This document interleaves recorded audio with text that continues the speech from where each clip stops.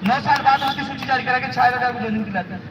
विशेष शिक्षक जो 500 पद आते थे 4500, पीटीआई 500 460 आए थे, यही बेटे बोले नहीं चाहिए और 5500 छियाड़े। हमको नहीं होने वाले काम करवाए तो आगे भी कर पाएंगे। संख्या व्यक्त नहीं होती, कलेजा में तो होता है, कितने जेल में डालता, किसी के बाप से डरते तो नहीं है, सच के लिए लड़ते हैं और परिणाम भी आएगा। तो इसी से घबराते नहीं है। मैं तो मेरे से ज्यादा जेल में 3 बार तो मुझे गुजरात में जेल में डाला, यही जून में डाला। ये दिख रहे नहीं है, ये जो काली काली लग रही है ना, ये ऐसे थोड़ी लग गई। ये ऐसे मैं खुद की पीसी में जाके बैठ के तभी तो मेरा पंगा करने के बाद ही लगाया गया। पहले नहीं लगा हुआ था ये, जब आप बैठ गए थे वहां जाके उसके बाद ये लगाया है।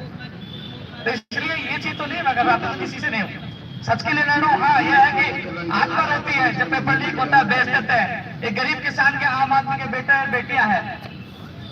लेकिन दुर्भाग्य, आप सही कह रहे हो, आपका गुस्सा जायज है कि घर से निकलते नहीं अपना भविष्य बचाने के लिए, घर बैठे बैठे एडवोकेट बन जाते हैं, जज बन जाते हैं, घर बैठे बैठे ज्ञान फैलते हैं कि ये कर देंगे वो कर देंगे। घर से नहीं निकलते। अब मैसेज कह रहे हैं भर्ती रद्द होनी चाहिए, सीबीआई की जांच होनी चाहिए।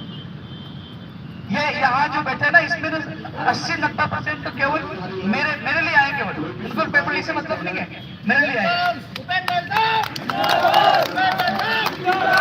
मैंने गिनाई धरती से 50 हो गई, 60 हो गई, लेकिन मेरा कर्तव्य 50 लोग भी आए, लेकिन वो 50 तो आए ना, वो मेरे विश्वास में है ना, तो मैं उनके विश्वास के लिए अंतिम सांस तक लड़ूंगा।